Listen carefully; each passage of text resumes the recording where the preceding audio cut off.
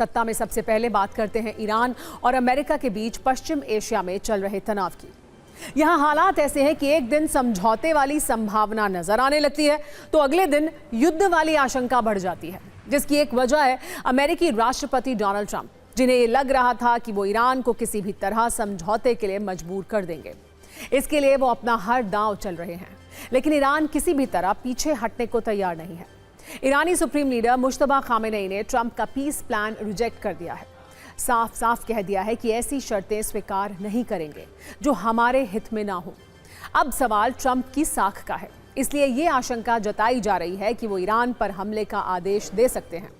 पिछले कुछ दिनों से अमेरिकी सेना ईरान पर छोटे हमले कर उसे डराने की कोशिश कर रही है। हॉर्मुज स्ट्रेट तनाव का ट्रिगर पॉइंट बना हुआ है। अमेरिका की तरफ से ऐसी ही कोशिश एक बार फिर की गई है। ईरानी न्यूज एजेंसी का दावा है कि हॉर्मुज में अमेरिकी युद्धपोतों ने ईरानी नाकाबंदी को तोड़ने की कोशिश की, लेकिन ईरान ने तुरंत जवाब देते हुए लंबी दूरी की क्रूज मिसाइलें फायर कर दी। दावा है कि हॉर्मुज पर कब्जा करने के लिए अमेरिका पूरी तैयारी के साथ आगे बढ़ा।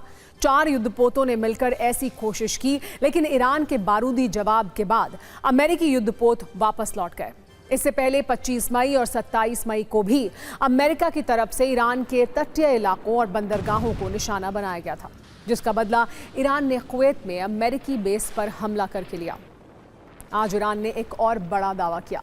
कहा कि अमेरिका ने ईरान को ड्रोन से टारगेट करने की कोशिश की। बुशहर शहर के पास अमेरिका का जासूसी ड्रोन पहुंचा। हालांकि ईरान ने इस ड्रोन को हवा में ही मार गिराने का दावा भी किया। वहीं अमेरिका का कहना है कि उसका कोई जेट या ड्रोन नहीं गिराया गया है। पश्चिम एशिया में उसकी सारी संपत्तियां सुरक्षित हैं। इसमें कितनी सच्चाई है ये तो अभी साफ नहीं है, लेकिन यह जरूर है कि ट्रंप की मिनी वॉर पॉलिसी का ईरान पूरी आक्रामकता के साथ जवाब दे रहा है। ट्रंप ये चाहते हैं लेकिन कि ईरान किसी भी तरह डील के लिए राजी हो जाए, लेकिन उनके लिए कोई गुड न्यूज नहीं आ रही है। ऐसे में उन्होंने एक अस्थायी सहमति वाला प्रस्ताव भी तैयार करवाया। एक दिन पहले इसका इंटरनेशनली खूब प्रचार करवाया गया। ट्रंप की ओर से कहा गया कि सब कुछ सही दिशा में चल रहा है, लेकिन अब तेहरान से खबर है कि सुप्रीम लीडर मुश्तबा खामेनेई अड़ गए हैं। उनकी ओर से संदेश साफ है कि ईरान नहीं झुकेगा। कहा गया कि दोनों देश 60 दिन के लिए MOU साइन करेंगे और इस दौरान सभी मुद्दों पर बातचीत भी करेंगे, लेकिन हॉर्मुज और यूरेनियम जैसे 2 महत्वपूर्ण मुद्दों पर ईरान ने बात करने से मना कर दिया है।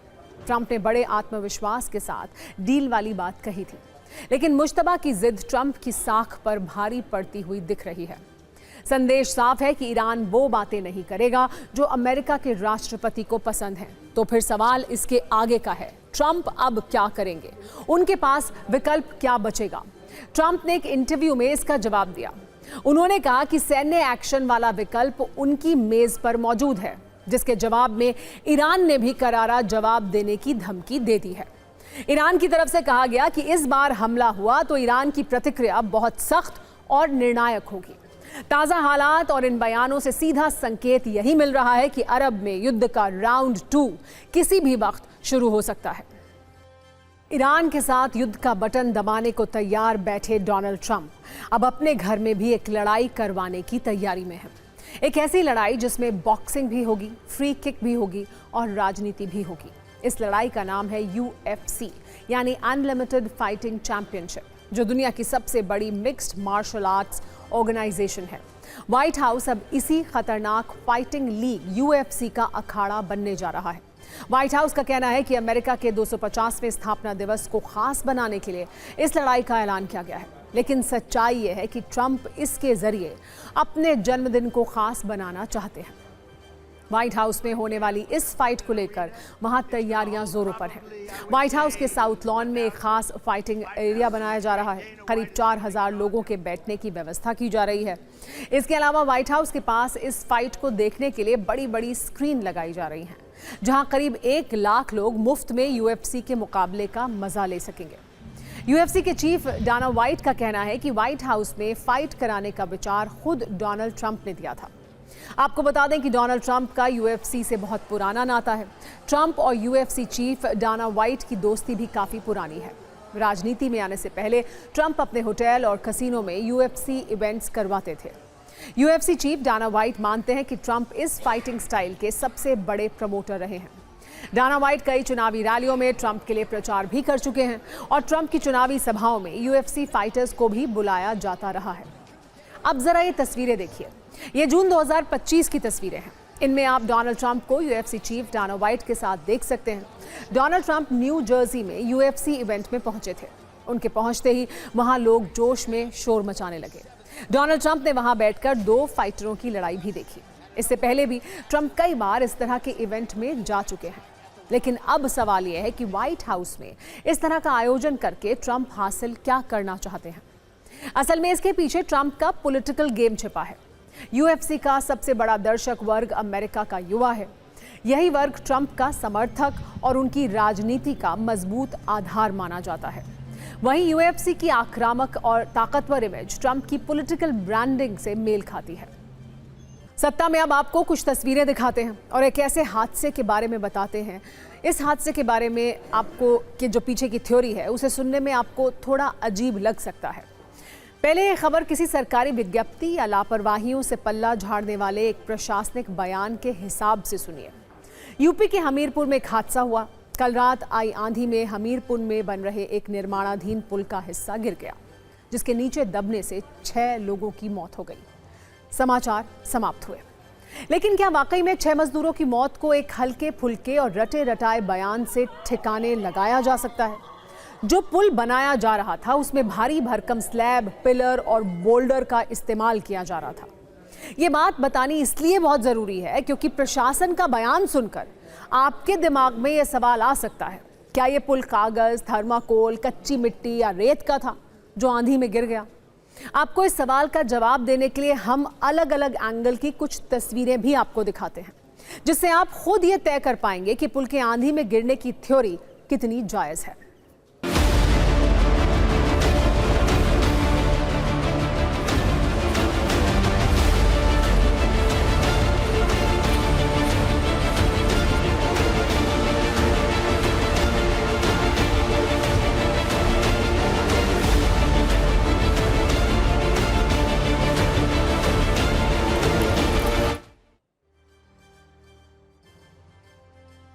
सरकार ने हादसे में मारे गए सभी मजदूरों के परिवार वालों को 5-5 लाख जबकि घायलों को 50-50 हज़ार रुपए देने का ऐलान किया है।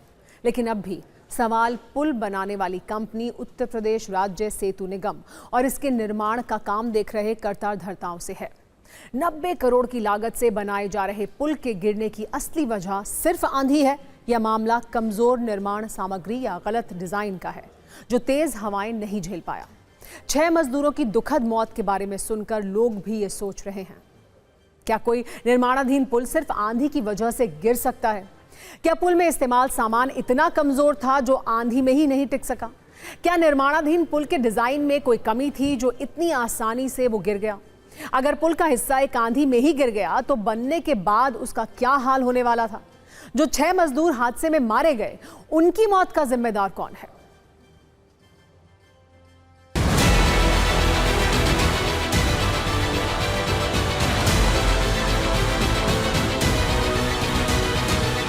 स्लैब ये पूरी तरह से संभवतः फिक्स नहीं हुआ था, ऐसा जानकारी दी गई है और उसके कारण ये स्लैब गिरा, परंतु पूर्ण रूप से समिति तय करेगी कि कारण क्या थे स्लैब के गिरने के। कुछ लेबर बरसात से बचने के लिए नीचे एक हाइड्रा मशीन थी, उसके छांव में थे और एक सेक्शन गिर जाने की वजह से उस समय उन पर गिर गया ये और 6 लोग की दबने के हमें जानकारी प्राप्त हुई है। जो 3 लोग फंसे थे उनको रेस्क्यू कर लिया गया है। जो बेतवा नदी पर पुल है उसमें जो है एक कॉलम, एक सेगमेंट जो है इसमें नीचे गिर गया। इनमें जो 3 लोग थे जो फंसे हुए थे उनको सुचारू रूप से जो है बाहर निकाल लिया गया, उनका रेस्क्यू हो गया। कल जो है पानी बहुत बरस रहा था और विंड्स और जो हवा बहुत तेज़ चल रही थी, तो उसकी वजह से जो प्रथम दृष्टया जो बात सामने आ रही है कुछ इस प्रकार है कि शायद उस वजह से हुआ हो। एक बड़ा तूफान आया, उस तूफान में ये जो निर्माणाधीन पुल था ये ढह गया है, जिस पे 6 लोगों के खत्म होने की सूचना है। 4 डेड बॉडी अभी रिकवरी हो चुकी है, 2 अभी स्लैब के नीचे दबी हुई है। जो भी लोग दोषी होंगे, जांच में जो चीजें निकल के आएंगी सरकार कड़ी कार्रवाई करेगी। यहाँ मेरे पापा काम करने आए थे, ड्यूटी मजदूरी करते हैं और हमारे यहाँ ड्यूटी करते हैं रात में। और ड्यूटी करने आए थे, इसलिए यहाँ हमें मालूम नहीं था। हम रात को फ़ोन भी किया था, जब आंधी आई थी तो कॉल नहीं उठाया था। फिर हमने दूसरों को जो मतलब साथ में रहते हैं उनसे किया था, वो अंकल ने फिर बताया था। उसमें रात के भी काम हो रहा था, इस कारण से कुछ लेबर सुपर भी काम कर रही थी। सेगमेंट टूट के गिर रही तूफान के कारण, उससे कोठियाँ भी टूटी हैं, सेगमेंट सब टूट गए हैं। लोग ये पूछ रहे हैं कि पुल के गिरने की वजह मौसम की आंधी है या सरकारी कागजों पर आया भ्रष्टाचार का तूफान, क्योंकि हादसा जिस तरह हुआ उससे ये इशारा मिल रहा है कि कोई बड़ी गड़बड़ थी जो आंधी से एक्सपोज हो गई। दावा है कि मौसम विभाग ने पहले ही तेज आंधी और तूफान को लेकर एडवाइजरी जारी कर दी थी, लेकिन अलर्ट के बाद भी मजदूरों को काम करने से रोका नहीं गया। हादसे पर यूपी के सीएम योगी आदित्यनाथ ने मारे गए मजदूरों के प्रति संवेदना जाहिर की है। उन्होंने लिखा है, हमीरपुर में बेतवा नदी पर एक दुर्भाग्यपूर्ण दुर्घटना में हुई जनहानि दुखद और हृदय विदारक है। मेरी संवेदनाएं शोक संतप्त परिजनों के साथ हैं। जिला प्रशासन और एसडीआरएफ के साथ मिलकर राहत और बचाव कार्य तेजी से करने के निर्देश दिए हैं। लेकिन समाजवादी पार्टी के अध्यक्ष अखिलेश यादव इस हादसे को करप्शन की आंधी बता रहे हैं। अखिलेश के अनुसार ये गंभीर बात है कि बीजेपी के समय में हो रहा हर निर्माण भ्रष्टाचार की भेंट चढ़ जाता है। हर काम में 50% से भी ज्यादा की भाजपाई कमीशनखोरी इसकी मूल वजह है। जो पुल हवा से टूट रहे हैं, जब उन पर ट्रैफिक चलेगा तो क्या होगा, ये कल्पना ही डर पैदा करती है। वैसे आपको बता दें, जो 6 मजदूर हादसे में मारे गए उनके नाम लोकेंद्र, कुलदीप, सावंत, सभाजीत, पुष्पेंद्र और राजेश थे। लेकिन इससे लापरवाह सिस्टम को कोई फर्क नहीं पड़ता, क्योंकि उनके लिए 6 मौत सिर्फ एक आंकड़ा है। हालांकि जांच शुरू हो चुकी है। सहायक अभियंता को निलंबित कर दिया गया है। विभागीय जांच के लिए कमेटी बना दी गई है। बीजेपी सरकार ये कह रही है कि दोषी बख्शा नहीं जाएगा।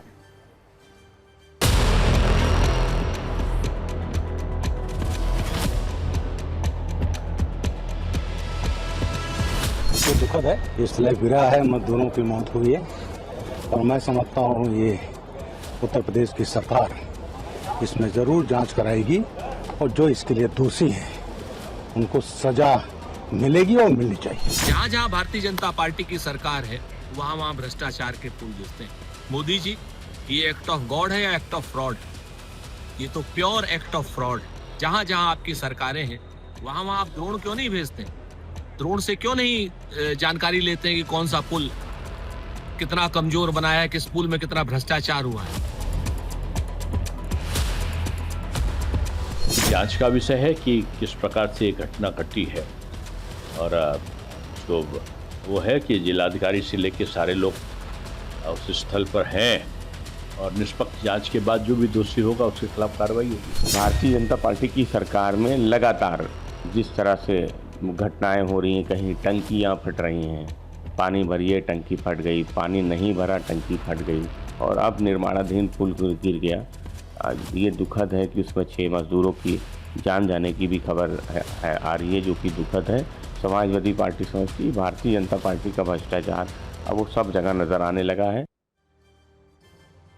और सत्ता में अब न्यूज मित्रों के उस मित्र की बात जो इस भीषण गर्मी में उनका सबसे बड़ा साथी है। लेकिन जब इस साथी का सही से ख्याल ना रखा जाए, इसके रखरखाव में लापरवाही की जाए तो ये बड़ा नुकसान कर सकता है। इस बात को हम बात कर रहे हैं उस एयर कंडीशनर की जिसका इस्तेमाल इस वक्त आप अपने घर में, दफ्तर में कर रहे होंगे। गर्मी में कूल रखने वाला यही एसी एक बम बन सकता है। पिछले 2 महीनों में एसी ब्लास्ट से जुड़ी कई खबरें आई हैं। ऐसा ही एक हादसा दिल्ली में हुआ है। दावा है कि एसी ब्लास्ट की वजह से एक पूर्व आईएएस अधिकारी की जान चली गई। हादसा देर रात करीब 11 बजे हुआ। शुरुआती जांच में पता चला है कि एसी के इंडोर यूनिट में ब्लास्ट होने से आग लगी, जिसकी वजह से कमरे में धुआं भर गया। इस दौरान कमरे में 5 लोग मौजूद थे। जब तक रेस्क्यू किया जाता, दम घुटने से पूर्व आईएएस अधिकारी धीरेन्द्र कुमार की मौत हो गई, जबकि उनके बेटे को इलाज के लिए अस्पताल ले जाना पड़ा। वैसे तो ये खबर आज कई लोगों को छोटी और सामान्य लग रही होगी, लेकिन इस खबर में आप सभी न्यूज़ मित्रों के लिए बड़े और खतरनाक संकेत हैं। इसीलिए हमने आज इसे सत्ता में प्राथमिकता दी है और आपको एसी बम से सावधान करने वाली कुंजी तैयार की है। लेकिन पहले एक रील जिसमें घर में लगे एसी में बम जैसे धमाके की टिक टिक है।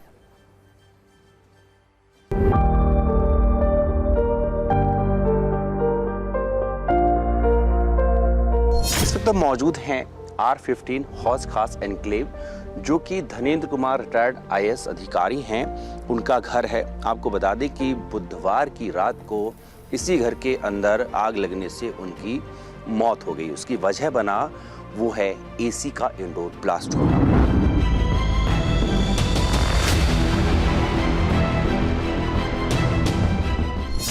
AC के शॉर्ट सर्किट के कारण लग गई थी, आग लग गई थी इसमें सर।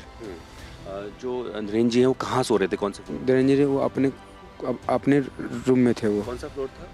नीचे वाला फ्लोर, ग्राउंड। हमने आग बुझाने की कोशिश की, मुझे भी जल गया यहाँ में, कांचे वाँचे में लगी हुई है, मुझे कांचे वाँचे पैर में भी लग गई थी, और हमने पूरा रूम धुला, रूम पूरा गैस से भर गया था। गैस उसको निकलने का मिला नहीं, तो सर सांस नहीं ले, हाँ सांस नहीं ले पाया सर। जो अभी तक प्रिलिमिनरी जानकारी है उसके तहत ये पाया गया है कि जो उनके कमरे में AC यूनिट थी उसमें किसी तरीके का मैल फंक्शन हुआ, जिसके कारण धुआं और आग उठी, और शायद धुएं की इनहेलेशन से जो है वो अपने रूम में कोलैप्स हुए। हम लोगों ने एक FIR दर्ज की है। इस जो सेक्शंस हैं वो इलेक्ट्रिकल फॉल्ट को लेकर के। सवाल यह है कि आखिर कोई AC अचानक से बम क्यों बन जाता है, तो इसके पीछे कई अहम वजह हो सकती हैं। लेकिन अगर आप कुछ ज़रूरी बातों का ध्यान रखें तो अपने एयर कंडीशन को ब्लास्ट होने से बचा सकते हैं। AC में ब्लास्ट की सबसे बड़ी वजह होती है गैस लीकेज। सभी AC में रेफ्रिजरेंट गैस का इस्तेमाल होता है, जो हवा को ठंडा रखने का काम करती है। लेकिन अगर इसमें किसी भी तरह का लीकेज हो और किसी कारणवश ये गैस किसी शॉर्ट सर्किट या स्पार्क के संपर्क में आ जाए तो AC फट सकता है। इसीलिए ध्यान दें, AC की गैस लीक नहीं होनी चाहिए। AC फटने का दूसरा कारण खराब मेंटेनेंस, इसीलिए एयर कंडीशन को वक्त पर सर्विस कराना चाहिए और किसी भी दिक्कत में तुरंत चेक करवाना चाहिए। इस बात का ध्यान रखें कि एयर कंडीशनर के कंडेंसर कॉइल में धूल या गंदगी ना जमी हो, क्योंकि ऐसा होने पर हीट अच्छे से पास नहीं होगी और AC फट जाएगा। AC को बहुत लंबे वक्त तक चलाने से भी बचना चाहिए। दिन के वक्त कोशिश करें कुछ घंटों के बाद AC को 5 से 7 मिनट के लिए बंद करें और फिर दोबारा चलाएं। AC की इंडोर यूनिट में जो फिल्टर लगे होते हैं उन्हें भी 15 से 20 दिनों में ज़रूर साफ करें, जिससे हवा अच्छी तरह पास हो। एक और ज़रूरी बात, खराब वायरिंग भी AC ब्लास्ट की वजह हो सकती है। गर्मी के मौसम में अक्सर घरों में AC, पंखे, फ्रिज एक साथ चलते हैं, जिससे वायरिंग पर लोड बढ़ता है। ऐसे में पुरानी और ख़राब क्वालिटी में की वायर में शॉर्ट सर्किट की आशंका भी रहती है। वैसे इस भीषण गर्मी में AC को लेकर एक और सवाल ट्रेंड करता है। सवाल यह है कि 45 डिग्री से ऊपर तापमान में AC चलाना सुरक्षित है क्या? AC को क्या इतने तापमान में काम करने के लिए डिज़ाइन किया गया है? इसका जवाब भी आप जान लीजिए। आमतौर पर 2 तरह के AC होते हैं। एक T1 कंडीशन वाले AC जो 43 से 45 डिग्री बाहरी तापमान में ही सही से काम करते हैं। दूसरे T3 कंडीशन वाले AC जो 52 डिग्री से 55 डिग्री बाहरी तापमान तक काम करने के लिए डिज़ाइन किए गए हैं।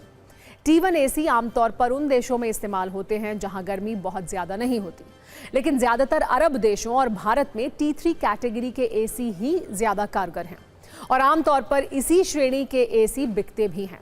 यहाँ ध्यान देने वाली बात यह है कि ये AC 50 से ऊपर तापमान में चल तो सकते हैं, लेकिन आमतौर पर 46 डिग्री से ज़्यादा तापमान होने पर कूलिंग क्षमता इनकी घट जाती है। इसको लेकर हमने एक्सपर्ट से बात की, सुनिए उन्होंने क्या कहा। तो इसमें ऐसा क्या होता है कि ये ब्लास्ट कर सकता है या जल्दी आग पकड़ लेता है? देखो, इलेक्ट्रिकल प्रोडक्ट है, उसमें जो वायरिंग है मेन है कि आपकी वायरिंग प्रॉपर होनी चाहिए, उसका MCB का कनेक्शन सेपरेट होना चाहिए। अब वो वायरिंग प्रॉपर थी नहीं थी वो तो वही जाके बता सकता है कि किस रीज़न से हुआ। बट जो मेन चीज़ आप कवर कर सकते हो वो यही कर सकते हो, अपनी एक तो मेंटेन कर सकते हो, सर्विस चैनल से करा सकते हो, फिल्टर वगैरह रेगुलर क्लीन कर सकते हो। 24, 25 या 28 पे AC को चला के रखिए, 24 पर रन करिए, कोई दिक्कत नहीं आती। लेकिन यदि आप उसे 18 पे 16 पे करके रखेंगे तो AC बहुत जल्दी गर्म हो जाता है और वो कट की कंडीशन में आ जाता है और उसको खुलने में काफ़ी लंबा टाइम लग जाता है। आउटडोर जहाँ पे लगा हुआ है उसको शेड से ढकिए, उसकी सर्विस करते रहिए, उसमें ठंडा पानी डालते रहिए, तो AC बढ़िया काम करता है, कहीं कोई दिक्कत नहीं है। 50 के बाद आने में दिक्कत आ जाती है, 50 के बाद AC काम नहीं करता है। और सत्ता में आगे बढ़ते हैं। आम आदमी पार्टी के जश्न वाली तस्वीरों के साथ ये तस्वीरें पंजाब से आई हैं, जहां स्थानीय निकाय चुनाव में आम आदमी पार्टी नंबर 1 पार्टी के तौर पर सामने आई है। अगले वर्ष पंजाब में विधानसभा चुनाव होने हैं, ऐसे में इन नतीजों पर सबकी नजर थी। सवाल है कि इन नतीजों के मायने क्या हैं? पंजाब में नगर निकाय चुनाव में आम आदमी पार्टी ने कांग्रेस, बीजेपी समेत सभी पार्टियों को पीछे छोड़ दिया है। अब तक 1800 वार्ड के आंकड़े आए हैं। आम आदमी पार्टी 881 पर जीत चुकी है। कांग्रेस 355, बीजेपी 153, शिरोमणि अकाली दल 178 पर आगे है। इस चुनाव में दूसरे नंबर पर कांग्रेस है। बड़ी बात यह है कि अब तक के नतीजों में निर्दलीय तीसरे नंबर पर हैं। थोड़ी देर पहले तक आए नतीजों के अनुसार 8 निगम में से 5 पर आम आदमी पार्टी, 2 पर बीजेपी आगे है। वहीं कपूरथला में कांग्रेस को बहुमत मिला है। इसी तरह 75 नगर काउंसिल में से आम आदमी पार्टी 40, कांग्रेस 18, शिरोमणि अकाली दल 10 और बीजेपी 4 पर आगे है। न्यूज मित्रों को यह जरूर बता दें कि काउंटिंग अभी जारी है। वैसे इन नतीजों के बाद आम आदमी पार्टी के कार्यकर्ता जश्न मना रहे हैं। मुख्यमंत्री भगवंत मान ने पंजाब की जनता को बधाई देते हुए कहा है कि लोगों ने नफरत की राजनीति को नकार दिया है।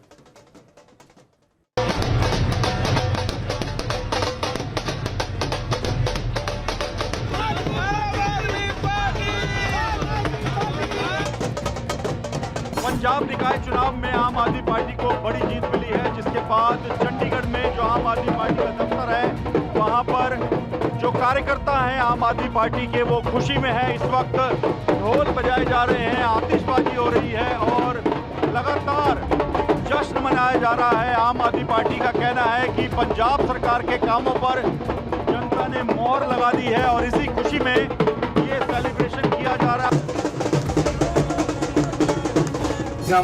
अर्बन लोकल बॉडीज, इनके सबके नतीजे आए हैं और आम आदमी पार्टी ने पूरा स्वीप किया है पूरे पंजाब के अंदर। पंजाब के लोगों को मैं बहुत बहुत बधाई देनी चाहना, जिन्हों ने नफरत की राजनीति नकारिया, जिन्हों ने विकास के कामों को हाँ पक्की हुंगारा दिता है। पूरे पंजाब में एक मैसेज लोगों ने दिया है कि हमें भगवंत मान जी की राजनीति पसंद है, उनका काम पसंद है। 4.25 साल के कामकाज से लोग खुश हैं। पंजाब सरकार ने शहरों में भी काम किया है, गांव में काम किया था तो गांव के लोगों ने जिला पंचायत में वोट दिया, शहरों में काम किया है तो लोगों ने वोट दिया।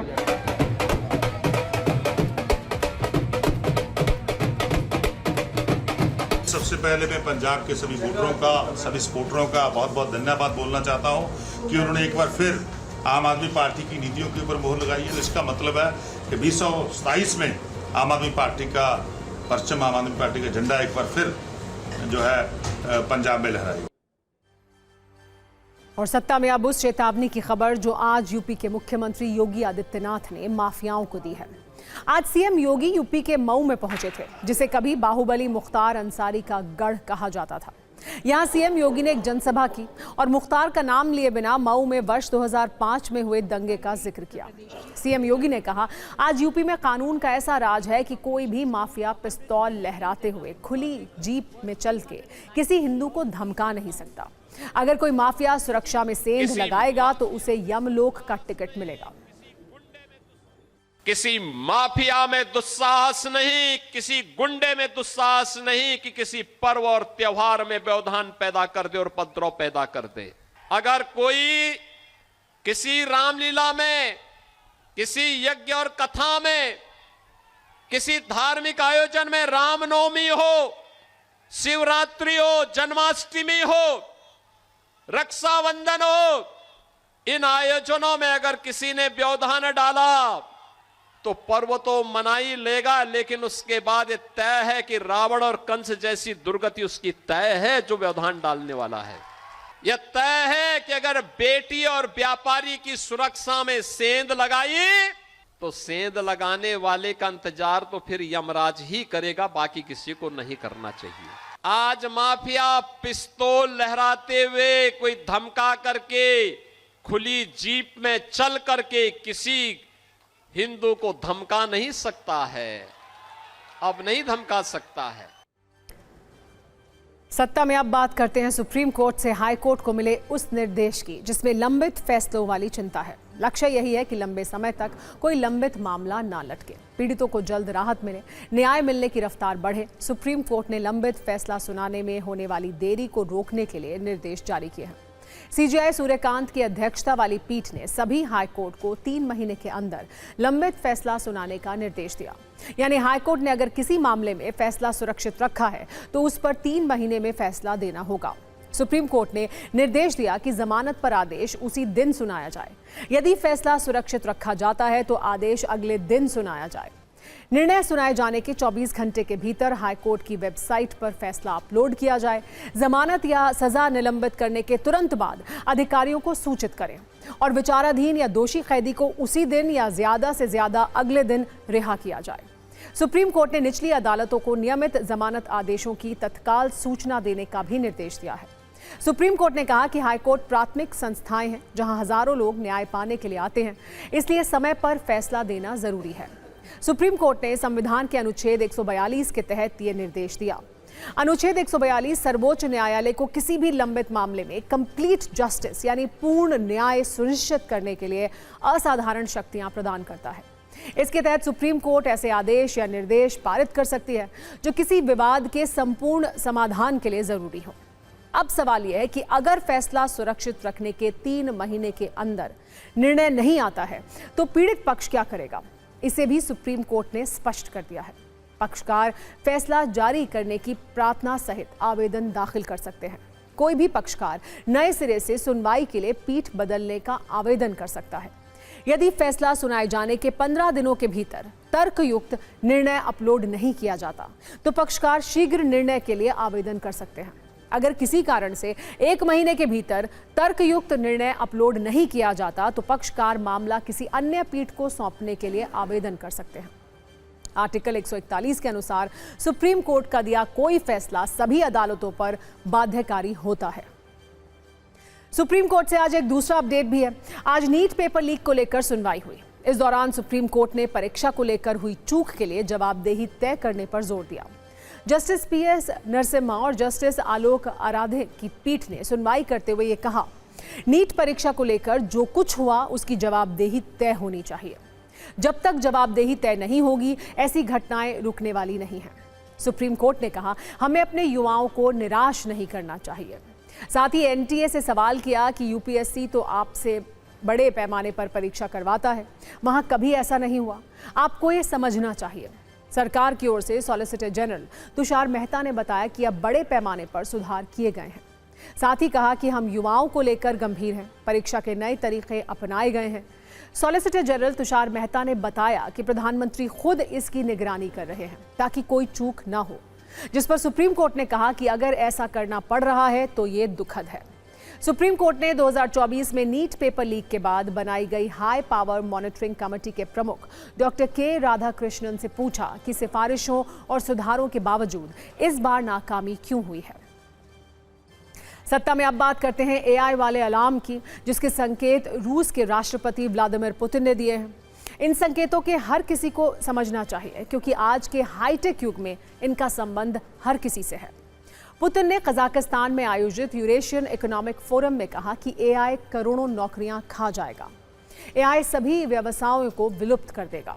सवाल यही है कि पुतिन AI से क्यों डर रहे हैं। उन्होंने 4 बड़ी बातें कही हैं। AI तेजी से श्रम बाजार को बदल रहा है। AI शुरुआती स्तर की नौकरियों को प्रभावित कर रहा है।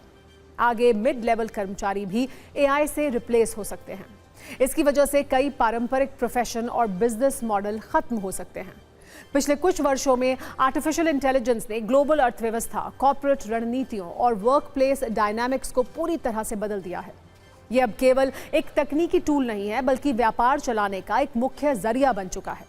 आप पहले पुतिन की पूरी बात सुनिए, उसके बाद आपको बताएंगे AI किन सेक्टर्स को ज्यादा प्रभावित कर रहा है। हूटर बज चुका है, यानी सत्ता में आज का वक्त खत्म हो गया है। कल शाम 7 बजे आपसे एक बार फिर मुलाकात होगी। तब तक सभी न्यूज़ मित्रों से मेरी गुजारिश है कि वो सत्ता की न्यूज़ रील्स को ज़्यादा से ज़्यादा शेयर करें और फिलहाल मुझे दें इजाज़त।